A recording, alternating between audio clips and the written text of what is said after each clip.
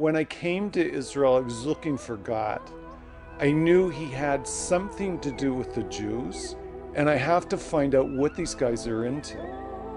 Hi, my name is David Rawlings.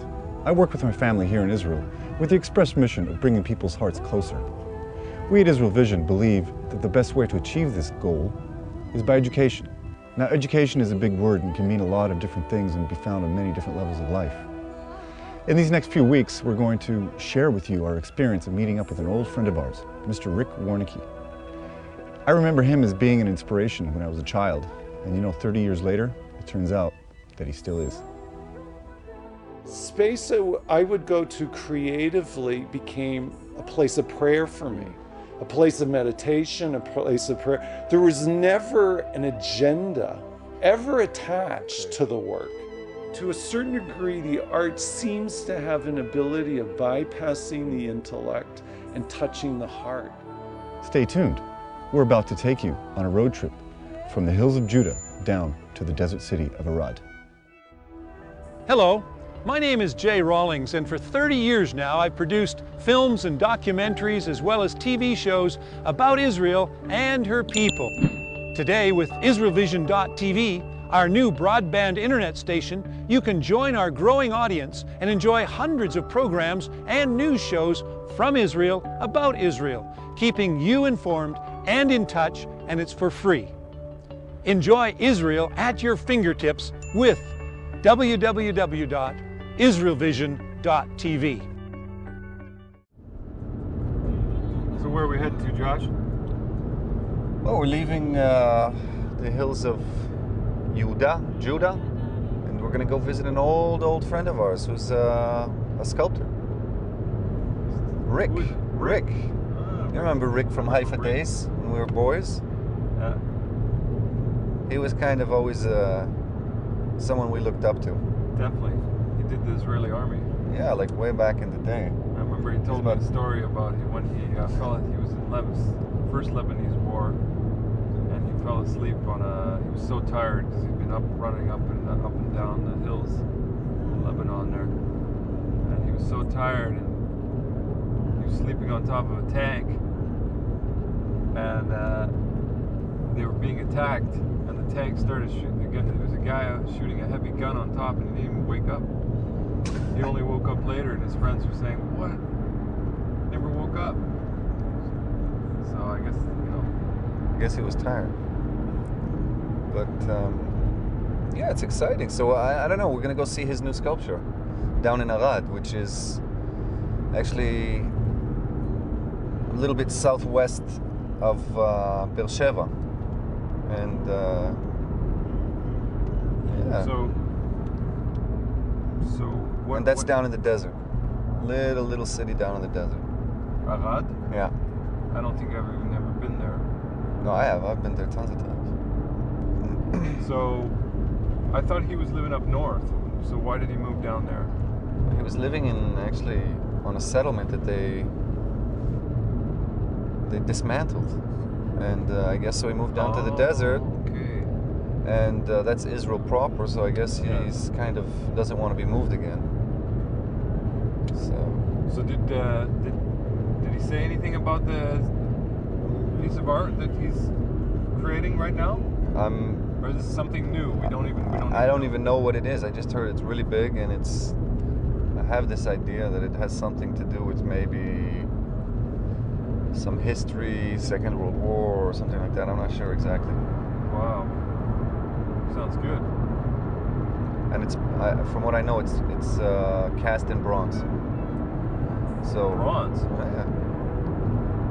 So we're gonna get to see it.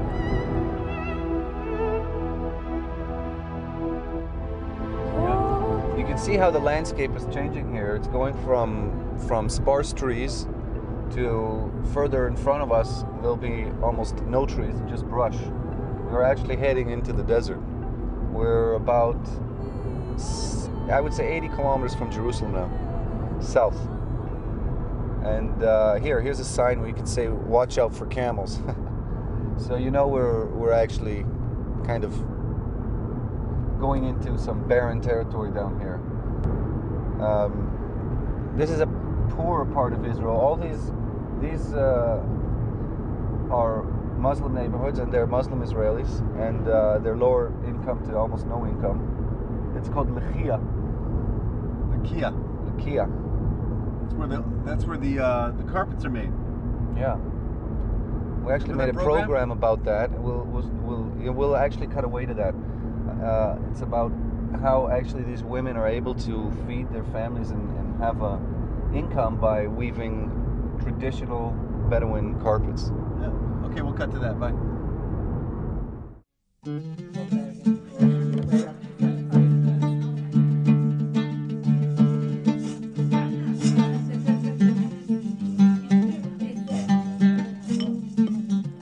The Bedouin are an old and proud people. Their ancestry dates back thousands of years, and they can be found in many parts of the Middle East today. The name Bedouin comes from the Arabic word bidu, or desert.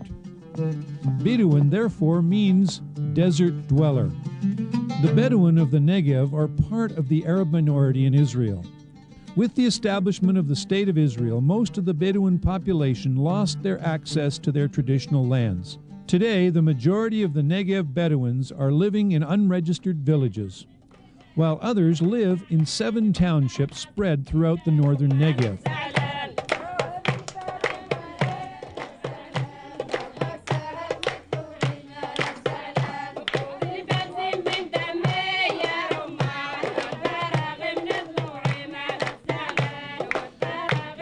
In this program, Israel Vision joins with the Lakia Negev Weaving Project to bring a report on how the revival of ancient rug weaving techniques are enhancing the position of Bedouin women.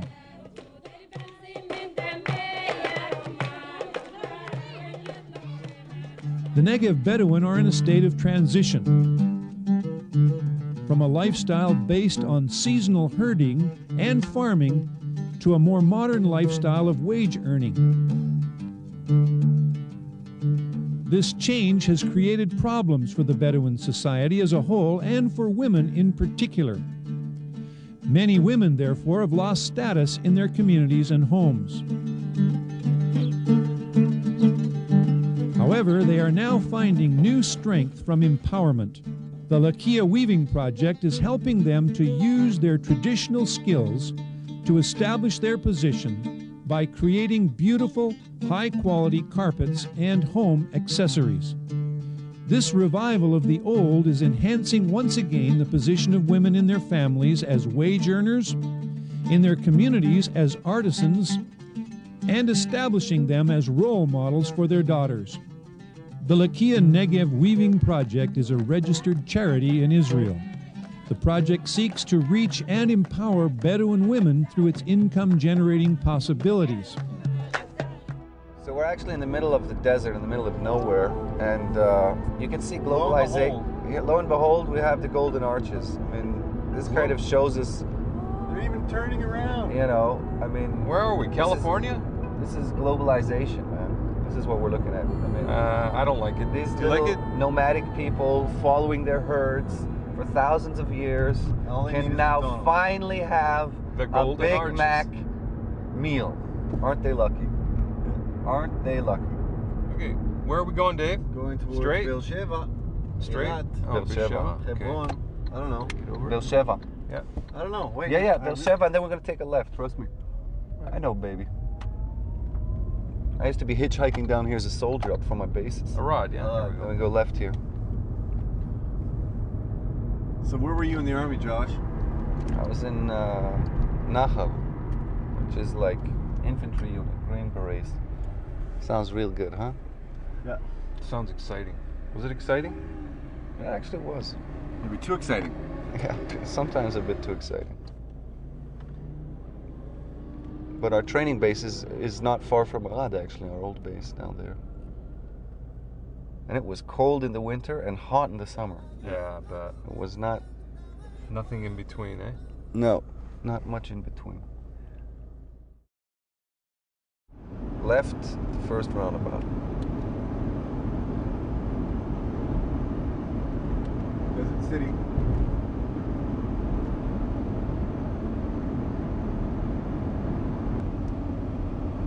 Okay, so Yeah, Masada Rampart Road. That's what we talked about. Left. What's the Masada Rampart, Josh? Well, that's I guess where the Romans built the ramp up the side of Masada to get in. That's right. Okay, and then we go down to right on Yehuda. Okay, right on Judah. Keep going straight, Keep going straight. Straight, Chris.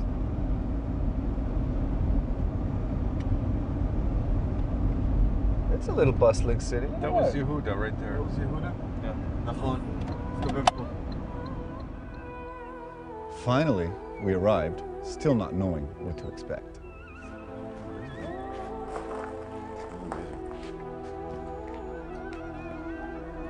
No, you don't have any Idea. idea at all. Nothing. You're like blank. Yeah, that's the best way to be. Blank. So we need you to explain. Yeah. What we're looking at. Okay. Now, do you want coffee before we start, or you want to just go straight? Coffee into would be everything? good. Okay. Catch up a little bit. Yeah. Okay. Let's go have coffee. Def, don't bring it down here if you want. Then we can just sit. Well, or show we us can come- around. Show us. Okay, come. So after the long trip, of course, we had a cup of coffee, and it gave us a chance to catch up with Rick and his wife Daphna. And they told us of how they moved from Kadim, one of the settlements in Samaria that was uprooted along with the settlements in Gaza just a few years ago. If you want to see that whole story, you'll have to go to our website because we don't have enough time in this program. Check it out, it is interesting. So after the refreshment, Rick got down to business and opened his art to us. So tell us a little bit how you got started as an artist. You've been an artist for 20 years now. Or Yeah. even more maybe. And what? Tell us a little bit about how you got started as an artist and what really inspires you as an artist. Okay. See, when I came to Israel, becoming an artist was all interwoven into coming here. Right. And for me, I had drawn and painted ever since I was a little kid. Everybody in my family were constantly encouraging me, which was great.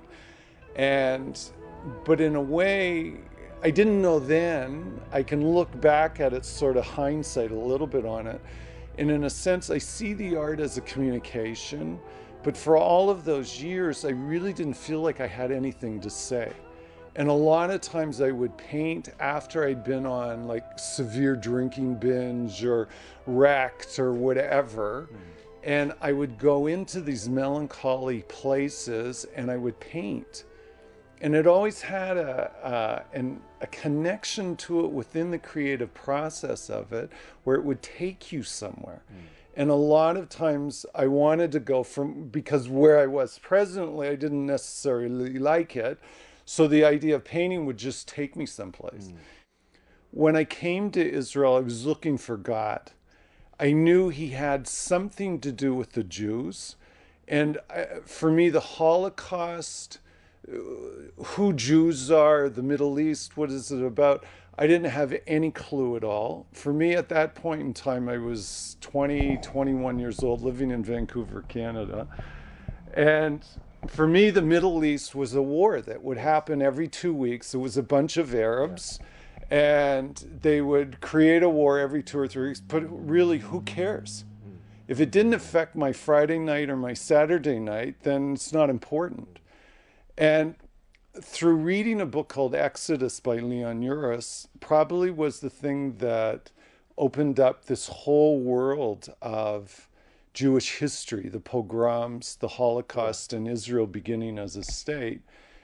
The one fact that I read in the book that totally undid me was that in the War of Independence, the first part of the war, there were 18,000 Jewish men that were able to fight, right? 18,000 guys that were able to fight against 5 Arab armies. 3 of them had been trained by the British, were really well equipped, but it should have been a walk in the park for the Arabs, basically. And I think they were presuming that it would be too.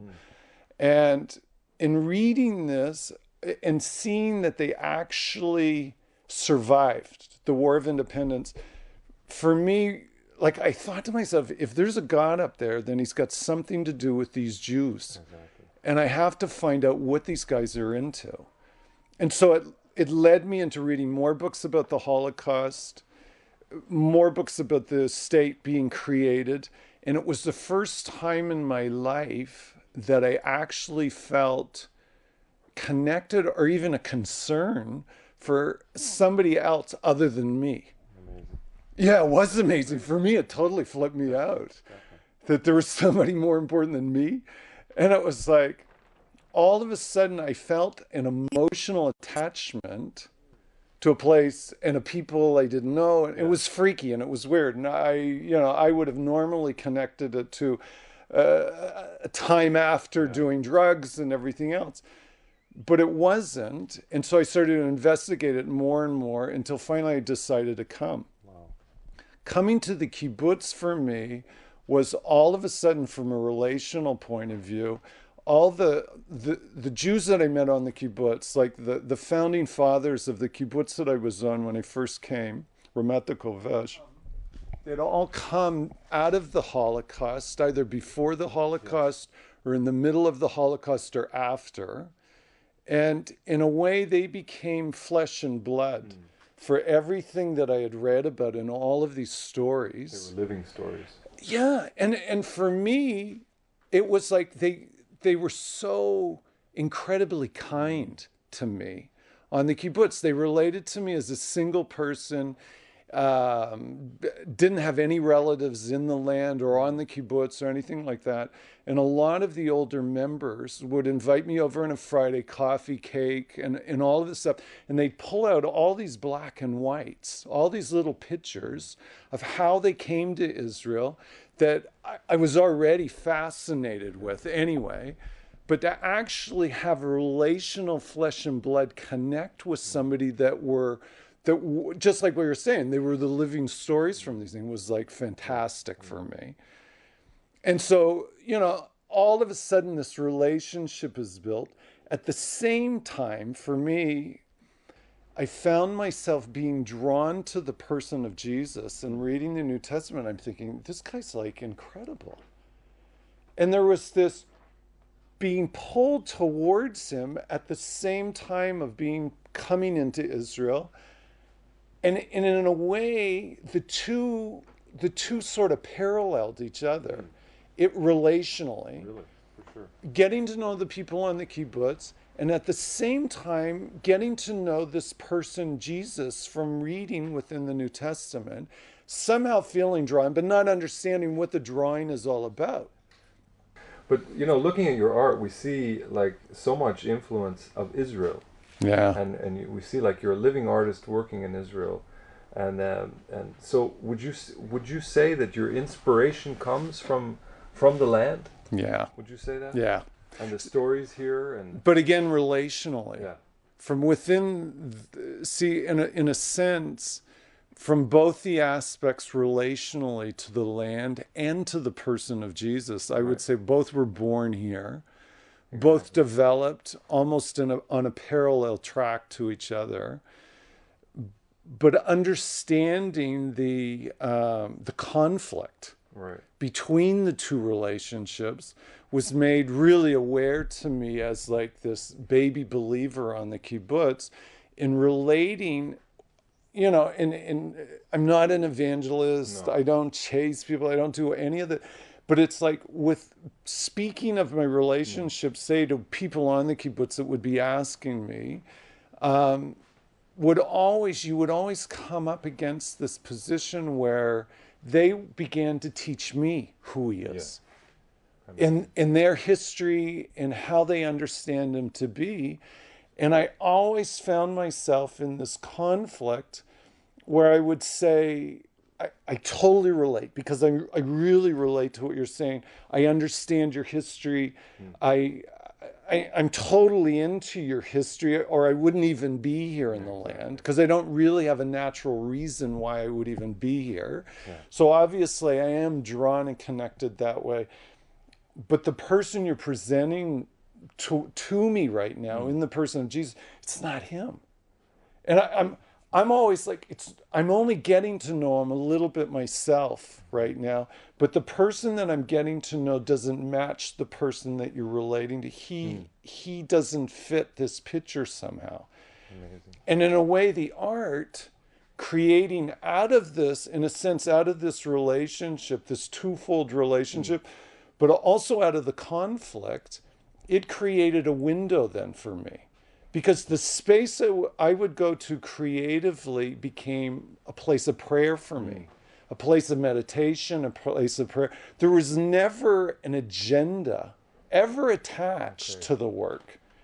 Because I'm a lousy administrator anyway. Tell So me, it's, how do the Israelis did they accept like Jesus or Yeshua being part of your artwork and those kind of things? What kind of reactions do you get from Israeli audiences compared to, let's say, believing Christian audiences that come and see your work from North America? What do Israelis and Jewish people here in the land say about your work? Yeah, no, good question.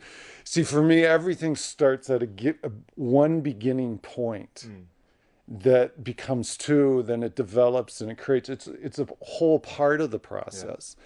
But even the communicative part of the process, my kibbutz mother, all right, the very first piece I ever did within the carving, within this whole framework on the kibbutz, her and I relationally knew each other to the degree, we really, we've known each other now for over 30 years. In that beginning period of time, I'm this baby believer. She's the Israeli secular anti-God, totally into her space on the kibbutz. But really, we really liking each other, getting to know each other. A communication level there. But anytime anything would come up about Jesus, she would go through the roof. Oh, I bet. And I understood it and everything else. But it was always this point of discussion between friends now. When she saw the very first piece that I was doing, in the beginning, I didn't know what it was myself. I was just carving, things were coming out. It was almost very surreal group of carvings all together. But I began to realize this is Jesus healing the blind man. And I'm like, wow, I'm tripping on it myself. And it's like, I'm seeing this stuff starting to develop. About a week after, she came over and visited me in the room, and she saw the carving, and she said to me, when this is done, it's mine.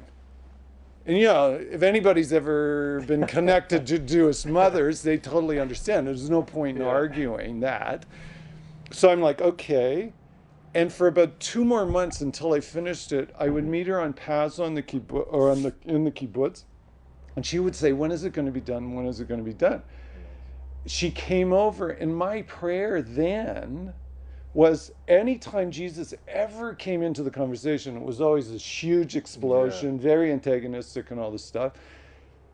So I'm praying that I would get a chance to relate to her a little bit about what I was feeling in the process, in this piece. When she came into the room to see the piece, right?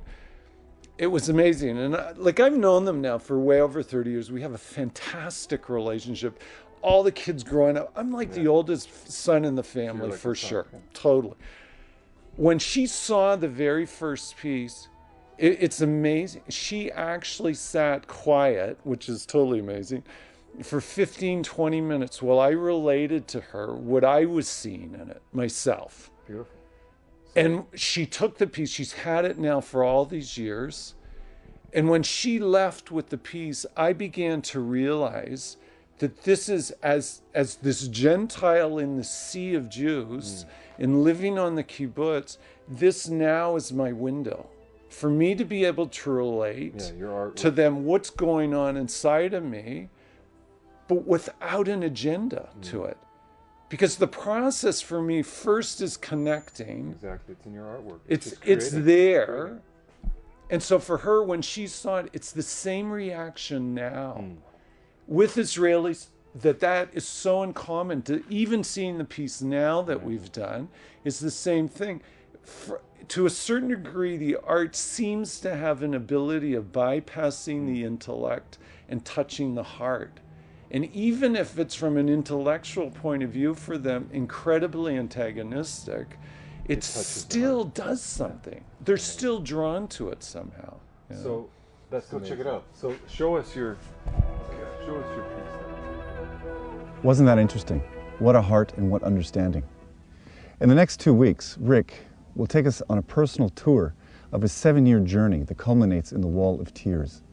See you next week, same time, same place, and remember to visit our website. I also ask that you pray for us. We need your prayers and your comments, and of course, we as a faith organization need your financial support. We cannot produce these programs without your help. Bless you from Israel.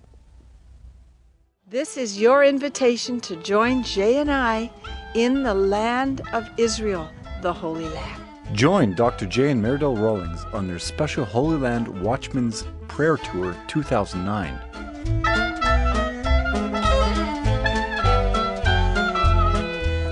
O you, the Lord's rememberers, take no rest, and give no rest to him until he establishes Jerusalem and makes her the renown of the earth. Shalom from Jerusalem. We look forward to you being with us. For me, with our planet in crisis, it's an ideal time to point people back to the Word of God for comfort, solace, and guidance. Never before has the Word of God been more meaningful and relevant, especially when it comes from the epicenter of all, Jerusalem. We at Israel Vision love sending out the good news from the Holy Land. It's here at the very source where the Word was first heard, received, and prophetically pronounced. It is our joy to be your eyes and ears. We are dedicated to giving you real breaking news of ancient prophecies being fulfilled right before our eyes today. The light is being broadcast from Jerusalem 24/7 via our website, www.israelvision.tv. People are searching. They are surfing the web looking for something meaningful. They're hungry. Last year, Google received 600 million visitors to its site, yet most stayed only 2.5 minutes on any given website. Why? Because they are not getting fed. Statistics show that people visit our website, israelvision.tv, and are staying there 10, 20, 50, even 90 minutes or more. Why? Because there is nutritious food for the mind and soul being taught and opened up in a beautifully creative way. Israeli media pioneers, award-winning TV producers, directors, writers, and presenters, Dr. Jay and Meredell Rawlings, and their Israel Vision production team are pleased to announce the launch of their 2 new daily TV shows from Jerusalem, News in Review and People Making a Difference. Each exciting program provide our viewers with clear, concise reporting from a complicated area of the world. It's clarity in the heart of controversy.